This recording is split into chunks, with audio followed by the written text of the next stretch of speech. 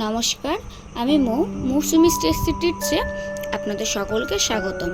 আপনারা অনেকেই দই রুই, দই কাতলা, দই পনির খেয়েছেন। আজ আপনাদের সাথে এমন এক রেসিপি শেয়ার করব যেটা নিরামিষ দিনে আপনারা খেতে পারবেন আর বাড়িতে বানাতে পারবেন খুবই সহজে। তাহলে চলুন রেসিপিটি শুরু করা যাক। প্রথমেই কড়াইতে 2 কাপ পরিমাণ জল দেব। এবার জলটা আমি ভালোভাবে গরম হতে দেব।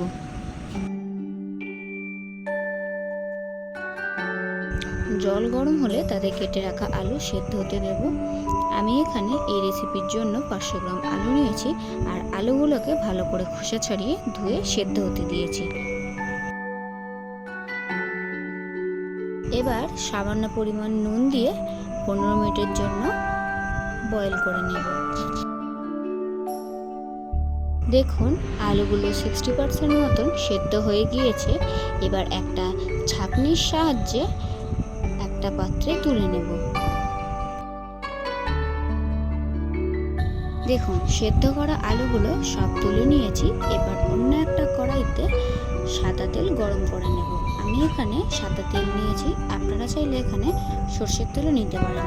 তেল গরম হলে তাতে তেজপাতা, গোটা গরম মশলা যেমন লবঙ্গ, দারচিনি, এলাচ দিয়ে 5 থেকে 10 সেকেন্ড লো ফ্লেমে ভেজে নেব। 10 সেকেন্ড ভাজার পর ওই তেলেই দেব 1 চামচ গোটা জিরে। আরও কিছুক্ষণ ভেজে নেব।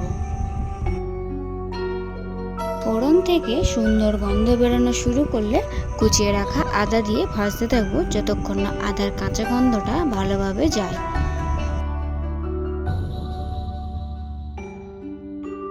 আদার কাঁচা গন্ধ গেলে কুচিয়ে রাখা টমেটো দিয়ে কষাতে থাকবো। টমেটোটা দেওয়ার পর সামান্য একটু নুন ছড়িয়ে দেব যাতে টমেটোটা তাড়াতাড়ি গলে যায়।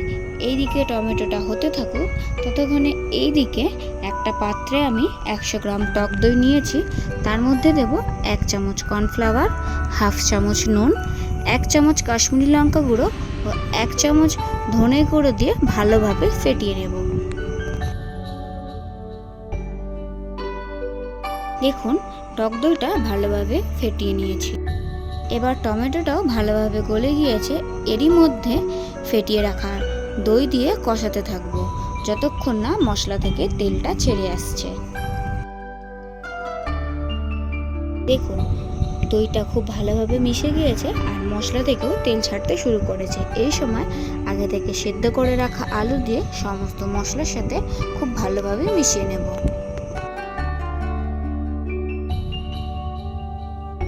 হাতে 3 মিনিট সময় নিয়ে আলুর সাথে সমস্ত মশলা খুব ভালোভাবে মিশিয়ে নিয়েছি।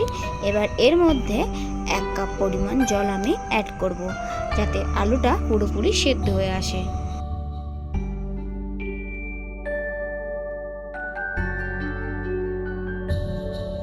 আলুটা পুরোপুরি সেদ্ধ হয়ে আর ঝোলটা একটু ঘন হয়ে আসলে তখনই তেঁতুলের কাজ ছড়িয়ে দেব এবং আরও একবার ভালোভাবে মিশিয়ে নিলেই তৈরি দই আলুর রেসিপি।